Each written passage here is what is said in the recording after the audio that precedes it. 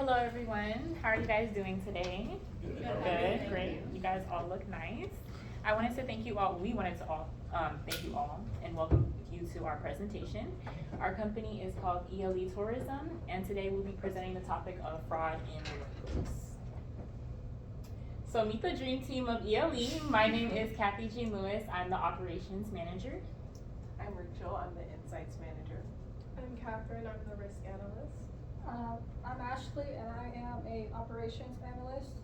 I'm Eddie. I'm a solution strategist. And I'm Catalina, and I'm a business analyst.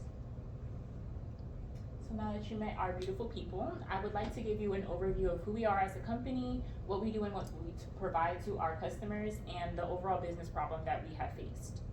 So who are we? ELE Tourism is a company dedicated to providing memorable, fun, and overall impacting experiences for our tourists. With travel growing in popularity, we pride ourselves in providing services that leave an impact for our tourists. These services include airport transportation to the destination Cancun, Mexico. We provide guided tours and as well as cultural events. So however, we have been experiencing a decrease in customer attendance in our activities, which is odd since we do insist on calling them the day prior to confirm their spot at our activities. With further investigation done, we found that there were several internal control issues within our call centers in Mexico. They were using our confirmation calls to redirect customers to their own businesses, their own activities, basically stealing our business, profits, and our customers. So with that, we came together as a group to want to present this problem to you, to present the symptoms, cause, and effect of the problem, and the alternatives we took to address the situation. And with that, I pass this over to Rachel, who's going to go over the symptoms of the problem. Thank you, Kathy.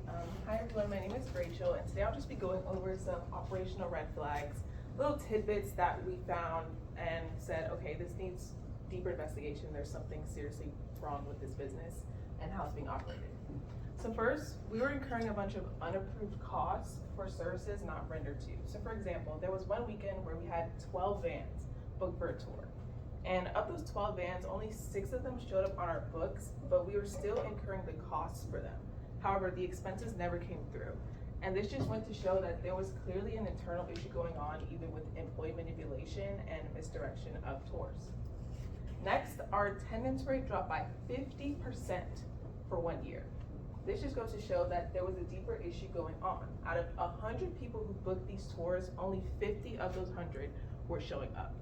And this is really weird because, as Kathy mentioned, we always call our customers and our people who are going on excursions or activities, whatever it is, and we say, hey, are you coming? Are you still on for tomorrow? Here's where we'll be meeting. And these people were confirming that they were coming, but never actually showed up. And this is going to go hand in hand with my last point that I'll make. But secondly, or third of all, we had unauthorized charges. So customers were calling our company and saying that they were being sent links or kind of being redirected by employees to pay extra fees, which is very weird because this is a direct violation of our company's policy. We don't do any of that extra stuff. Everything is paid in full. We have an invoice and we send it and it's paid in full. We don't direct customers to pay extra fees.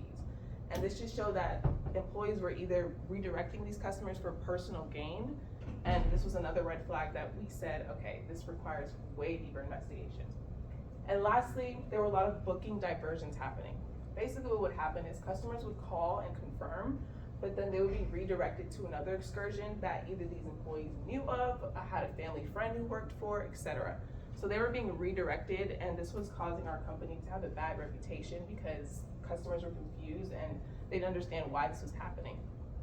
So that just goes to show that all of these occurrences are not just a series of isolated incidents.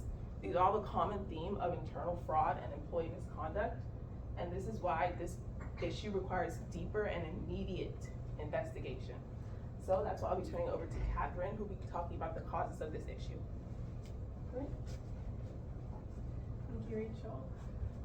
So I will be going over the root cause of why our company has been impacted by this fraud, and specifically the vulnerabilities of the fraud risks. So 30% of our monthly sales were lost due to internal fraud.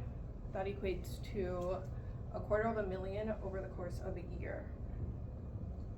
Now, we found that this was due to manipulation between our booking and our payment systems, as Rachel had mentioned.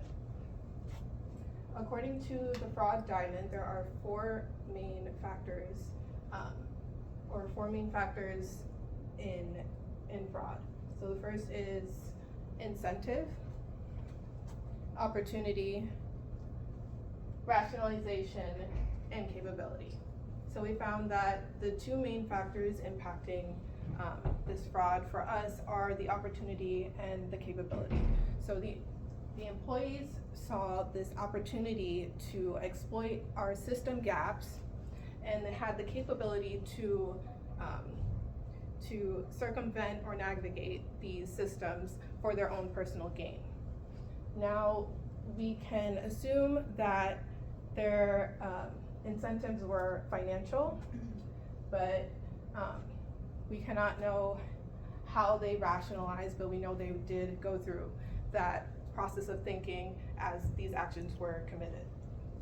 So, according to the Association of Certified Fraud Examiners, the top three risk factors are lack of internal controls, which is 32%, override of existing controls, 19%, and lack of management review, 18%. Now, this goes for all businesses, all organizations affected by fraud, which if you add them all up, it equates to around 70%. So no business is exempt from these three factors. Now, the system gaps that are currently affecting our company, we need to mitigate and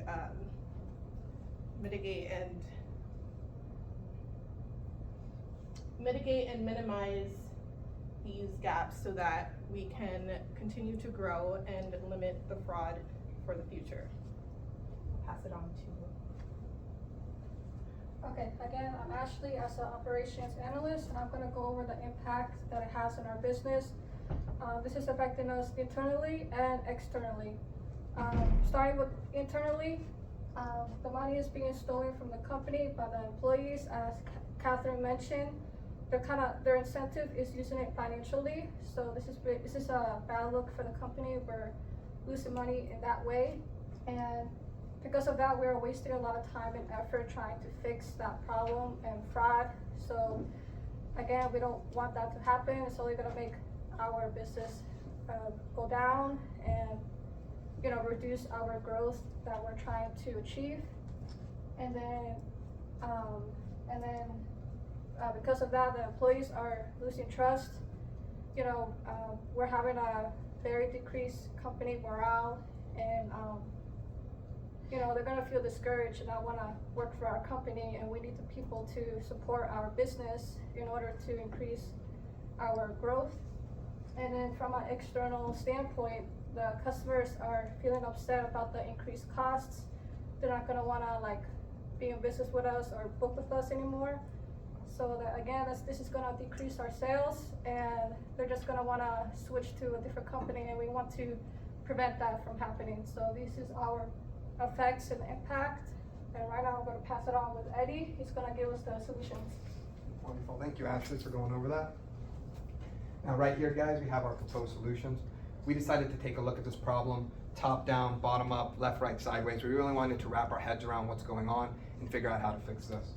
So we came to our recommendations, which I'm gonna give to you first, but after every time that we go and figure out a problem, we actually like to run it through AI. We wanna see, did we miss something? Is there something other people are doing? Basically double check our work and see how fast until the robots take our jobs, all right? So that's what we're gonna start with, our AI recommendations.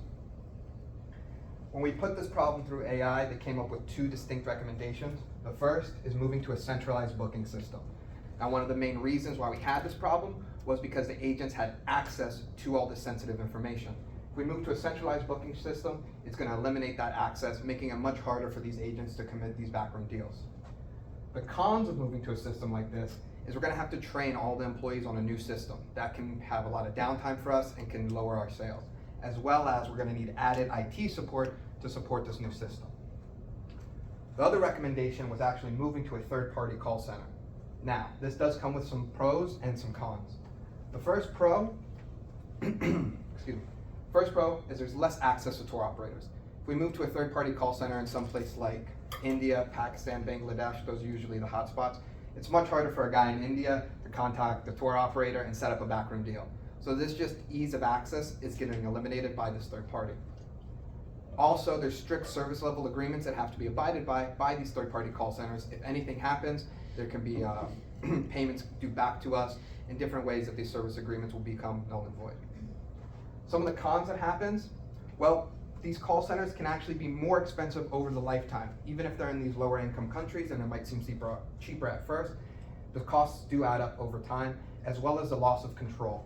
You do get to train these employees and they can say the scripts and you can teach them how you want it to be, but it's never the same as running it from your own in-home business. This could lead to a lack in customer service quality, which is something we pride ourselves here at ELE Tourism. That brings us over to our recommendations. Our recommendations were already so similar to the AI that we really wanted to enhance it. We wanted to take the best of both recommendations by enhancing our strengths and limiting the weaknesses. Let's start with the call center. For the call center, we recommend moving it out of Cancun. That's one of the biggest problems. Take the call center and move it out. But we would like to keep the call center still in Mexico. Ideally moving it to the West Coast in a city called Morelia, or maybe to the north, a city called Monterrey. There's a couple other cities with up and coming industries that could really take advantage of this. So we move them far away from Cancun where they don't have the direct access, but we still keep it in Mexico so we can send an employee and keep it an in-house operation. This is gonna enhance our availability to have control and a good product. We're already moving to a new call center. This is the perfect time to implement that new booking system we mentioned earlier. Now we can hire brand new staff, train them exactly how we want to, and try to lower the downtime. Ideally, what we would do is as we open up the new call center, we'll slowly work them into the system, slowly kind of build them up so there's not a shock to the system. At that same time, we'll start tapering off our old call center, starting to lay off employees, fire them until that call center is basically eliminated. Now, the main problem with this recommendation that I know you guys are thinking, it's expensive. And you're right, it is expensive. There's no hiding that. The more cost, it's gonna be more upfront cost, but we'll make that money back in the future. Right now, we're losing about $30,000 each month in lost revenue. If we get this call center up and running, we believe that we can make our money back of our initial investment within the first 3 months. So again, it is expensive. This upfront cost is gonna cost a lot, but over the long term, we're gonna be saving over $30,000 a month and more as we expect increased efficiency and hopefully more tours. Now I'm gonna pass it over to Catalina, and she's gonna walk us through a recap and tidy it all up. Thank you, guys. Thank you, Eddie. All right, so thank you for joining us today as we discuss our problem and our solutions. First, as you've heard from the team, in conclusion, our primary findings is that an internal investigation has resulted in decrease in excursion attendance due to significant internal fraud at our call center in Cancun, Mexico. Our impact to our company is threefold. Number one, we're losing money every single month. 30% of our financials is lost every month.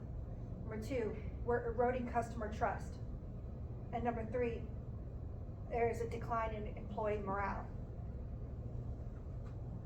We've discovered that the root causes is the weak internal control processes compounded by shady business practices by local businesses in Cancun.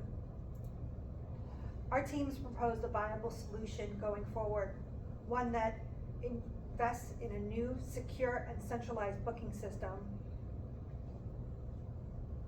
relocating the call center to another city far from Cancun, and three, hiring a new staff that we can train to this new system.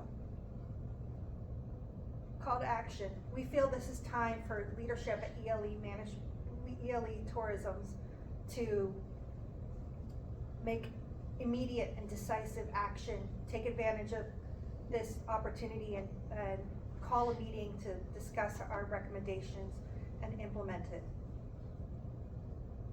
Ultimately, our goals is threefold as well. We are aiming to find a solution that protects company assets, rebuilds customer confidence, and ensures the future and integrity of our business. So, thank you very much for your time.